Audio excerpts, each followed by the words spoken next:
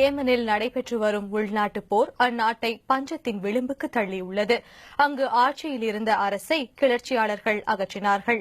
பின்னர் கிளர்ச்சியாளர்களை விரட்டும் நோக்கில் சவுதி தலைமையில் பிராந்திய மற்றும் மேற்குலக நாடுகளின் ஆதரவிலான கூட்டுப்படைகள் அங்கு குண்டுவீச்சுகளை நடத்தி வருகின்றன. அங்கு 18 மாதங்களாக நடைபெறும் மோதலால் சுமார் 20 லட்சம் பேர் போஷாக்கின்மையால் பாதிக்கப்பட்டுள்ளனர். அதில் 15 லட்சம் பேர் சிறார்கள். பிபிசியின் நவால் அல் மகாஃபியின் இந்த காணொளியில் துவக்கம் முதலே மனச்சங்கடத்தை ஏற்படுத்தக்கூடிய காட்சிகள் உள்ளன. ஏமனின் கிராமங்களில் சிறார்களே மிகவும் மோசமாக பாதிக்கப்பட்டவர்கள். எங்கு சென்றாலும் போரினால் ஏற்பட்ட மனித அவலத்தை காணலாம்.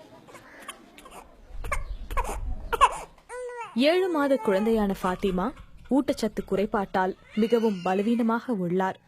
அவரை போன்று இந்த பகுதியில் 100கணக்கான குழந்தைகள். ஃபாத்திமாவால் அழுகையை நிறுத்த முடியவில்லை என கூறுகிறார் தாய் சாரா. அவள் அழுவதை பார்க்கும்போது தனது இதயமே நொறுங்கி விடுகிறது எனவும் கூறும் சாரா, குழந்தைக்கு தன்னால் தண்ணீர் மட்டுமே கொடுக்க முடிகிறது என வருந்துகிறார். காரணம், சாராவே ஊட்டச்சத்து குறைபாட்டால் பாதிக்கப்பட்டுள்ளதால் குழந்தைக்கு தாய்ப்பால் அளிக்க முடியாத சூழல். மருத்துவர் அஷ்வாக் முஹாரமுடன் கிராமமாக பயணிக்கும் போது எங்கும் இதே நிலை.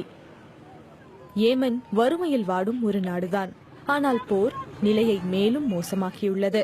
தொடர்ச்சியான வான் தாக்குதல்கள் காரணமாக மக்கள் இங்கிருந்து வெளியேறுவது கூட ஆபத்தான ஒன்றாக உள்ளது. அஷ்வாக் போன்றவர்களும் அவர்கள் அளிக்கும் சிறிய உதவிகளையும் நம்பியே இங்குள்ள மக்கள் இருக்கின்றனர். ஊட்டச்சத்து குறைபாட்டால் மிக மிக மோசமாக பாதிக்கப்பட்டுள்ள மற்றொரு குழந்தையை காண அவர் அங்கு மீண்டும் செல்கிறார்.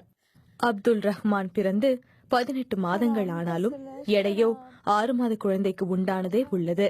போர் தொடங்கி 1 மாதம் கழித்து பிறந்த அவர் இன்று வரை போஷாக்கின்மையால் அவதியுறுகிறார். அவரால் பேசவோ நடக்கவோ முடியாது. லாக்டோஸ் ஒவ்வாமை காரணமாக அப்துல் ரஹ்மானால் சாதாரணமான பாலை ஜீரணிக்க முடியாது. போருக்கு முன்னர் அவருக்கு தேவைப்படும் பால் வகைகள் பரவலாக கிடைத்தன.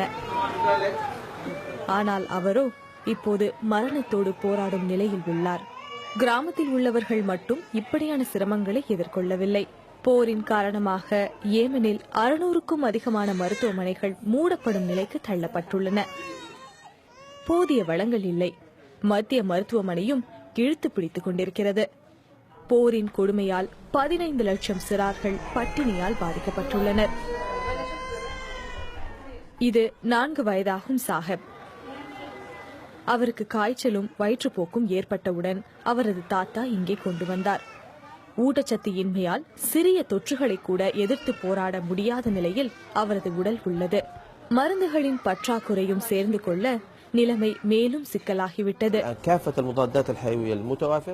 அவரை தாக்கியுள்ள கிருமியை எதிர்த்து போராடும் வல்லமை கொண்ட நோய் எதிர்ப்பு மருந்து இங்கு இல்லை.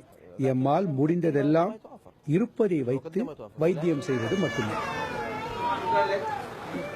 இந்த மருத்துவமனை சிறார்களால் நிரம்பி வழிகிறது. பலர் போஷாக்கின்மை காரணமாக பட்டினி சூழலுக்கு தள்ளப்பட்டுள்ள நிலை. சலீமுக்கு 8 வயது. ஒரு சமயத்தில் தமது சகோதர சகோதரிகளுடன் ஓடி ஆடி விளையாடும் நிலையில் இருந்த அவர் இன்று உயிரோடு இருக்கிறார். அவ்வளவுதான் என்கிறார் அவரது தாய்.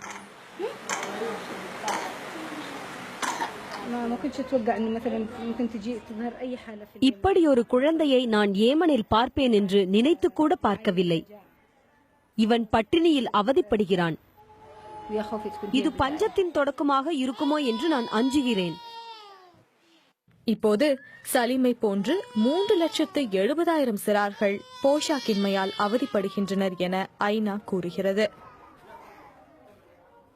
இதனிடையே சாஹிப்பின் உயிர் பிரிந்துவிட்டது என அவரது தாத்தா வருந்துகிறார்.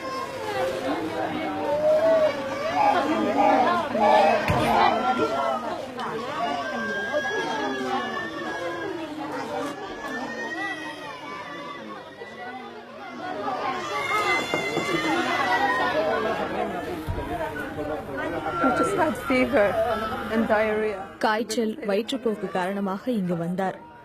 அவர்களிடம் மருந்துகள் இல்லை. அவன் காலமாகிவிட்டான்.